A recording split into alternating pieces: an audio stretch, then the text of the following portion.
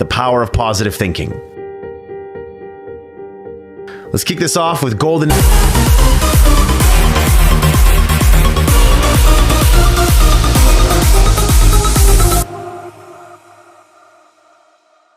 Thinking sad thoughts, you having these negative feelings, you having resentment towards others, and just having an overall crappy outlook on life.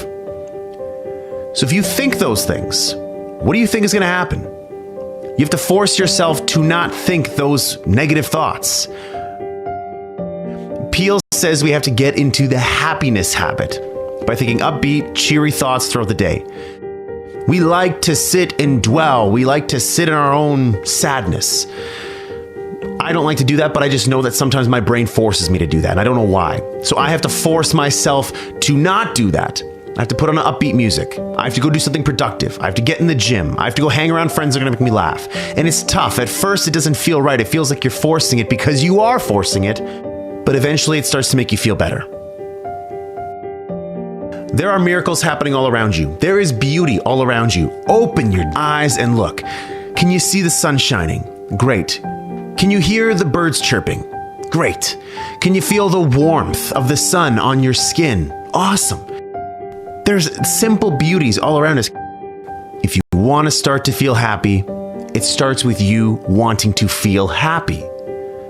So short circuit those negative thoughts. And when you start to feel bad, when you start to find yourself gossiping, feeling guilty, feeling angry, feeling whatever it is you're feeling that's negative, turn that around. Force yourself to think positively, do positive things. And while it doesn't feel right at first, keep going. You're on the right path. Golden nugget number 2, the antidote to anxiety.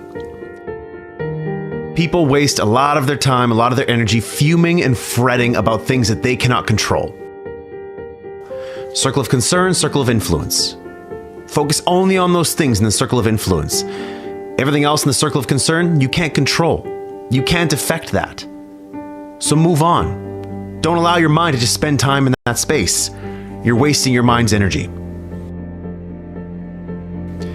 So as part of this antidote to anxiety, Peel says that we need to slow down to relieve our anxiety and to attain peace. And he suggests meditation. He suggests that we devote at least 15 minutes daily to calming and relaxing ourselves by thinking peaceful thoughts, or not thinking anything at all. So something he shares in the book is to help get rid of the tendency to worry and get angry, we need to relax and spend a few minutes thinking about beautiful, peaceful settings, hearing the birds chirping, feeling the sun on our face, all these things that I was talking about before, where it's just a matter of you actually thinking that in your mind. Wherever you are, if you're at work, if you're in your house, it doesn't matter. Close your eyes and open your mind to maybe a place where you were on vacation before. And go there for 15 minutes. Smell the smells, feel what the sand feels like on your feet, feel yourself plunging into the ocean. So the antidote to anxiety, it's all about clearing your mind. However you choose to do that, make sure you're spending time every single day. Whether it's 15, 20 minutes, whether it's an hour, 2 hours, if you're working out at the gym, whether you're doing yoga, whether you're going to cycling class, whatever, take time to allow your mind separation from the stresses of your day. Golden nugget number 3, expect the best. If you expect to fail, you will fail.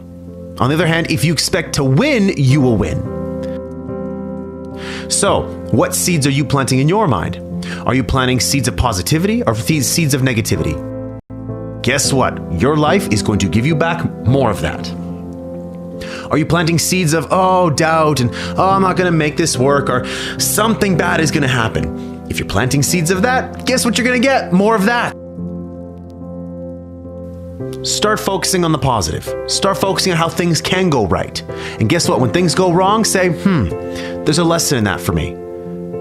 Because life doesn't happen to me, it happens for me. So everything that's happening is there to teach me a lesson. This isn't a setback, it's a set up.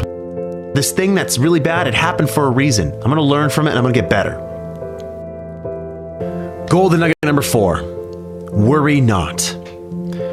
And he's right, because doctors and psychologists, both alike, they agree that worrying actually does shorten your life, and it does damage your body. We need to clear our thinking before we go to sleep, and we need to imagine our worries flowing out of our body like water out of a glass.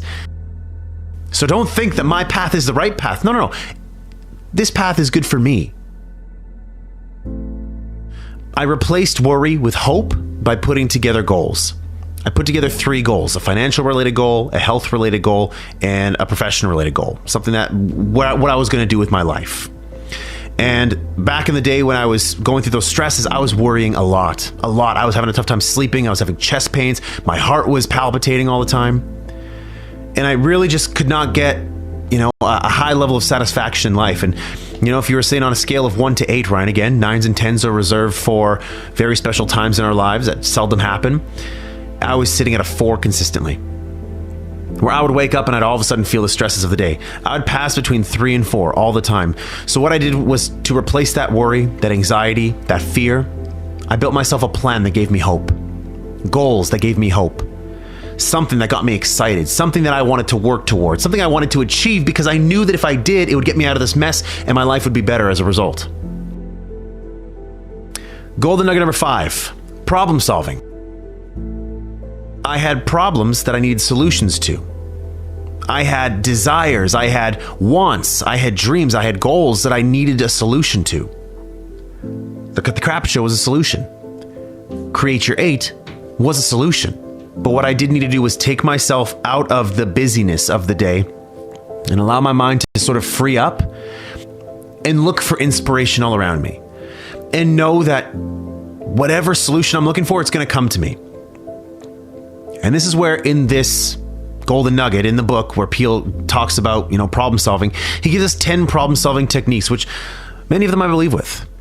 The first one, believe that for every problem, there is a solution. So yes, believe that your problem can be solved. Yes, it's hard. Yes, it's difficult. Yes, you don't have a solution right now, but there is a solution. And oftentimes there's more than one.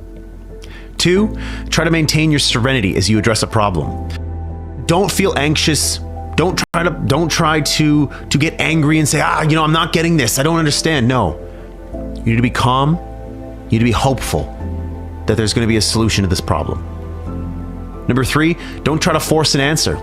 Don't try to say oh my God, I need an answer by Saturday at noon. If I don't get it by Saturday at noon, then it's too late. Sometimes you can't force it. Life often happens for you. And so you just need time for that to reveal itself to you. Number 4, gather all relevant information. Pretty simple. Do as much research as possible. Number 5, write down all facts about the situation. Again, get understanding for the problem, what's going on. You need to get clarity on the problem so you can get clear on what solutions you need to solve it. Number 6, spend time praying about the issue you are confronting. Listen, if you're praying about it, that's fine. If you're not praying about it, maybe you're thinking about it. Always make time to think about it. When you're walking in nature, yes, take time to think in nature and allow your mind to flow. But when you separate yourself from the stresses, the anxieties, the busyness of the day, allow your time to think about solutions. Number 7, believe in and seek God's guidance on the promise of the 73rd Psalm, "Thou wilt guide me by thy counsel." If you believe in the religious aspect of that will talk to you. That necessarily doesn't talk to me. So I maybe won't be using that one. Number 8, rely on your inner gifts of insight and intuition. There's things that we believe we should do, and then there's things that we know we should be doing. So you got to listen to yourself, and it takes time. It does take time. It takes patience. It takes some maturity for you to realize what you're great at. And sometimes you're doing something just to make a living, just because it's my job, it's my career, it's what I believe I'm great at. But you have other gifts within you that maybe you're not exploring yet, that you should be. Number 9, attend religious services where you can and listen peacefully and let your subconscious work on the problem. Again, you can go to church or you can just go for walks. I love going for walks, period. I'll put music on my ears and allow myself to think. Pretty simple. Number 10, the answer that develops in your mind or comes to pass is the right answer. So I just allowed the thoughts that came in my mind. Whenever I had a thought, an inspired thought, I wrote it down on my phone. Pulled up my phone, opened up the notepad, and just wrote it down. At the end of the day, I would think about it, ponder on it, say, you know what, this idea is something I want to go further into and dig deeper into that. That's exactly how this show happened. That's exactly how Create Your 8 happened. It's exactly how you're going to find solutions to your problems. Last but not least, golden nugget number 6, how to handle heartache. Now, everybody at some point in their life experiences heartache, and it's tough. And so Peele says that for us to get over heartache, We need to resist the heartache by staying busy. So if you're getting a divorce from your husband or your wife, if you just broke up with your girlfriend or your boyfriend, if you just lost a loved one, if a loved one passed away, a friend, a family member, doesn't matter who it is. He says that in order for you to get through it, you need to stay busy. You need to return to your normal activities as soon as possible after a loss or a defeat. And you need to resist the temptation to brood and feel sorry for yourself.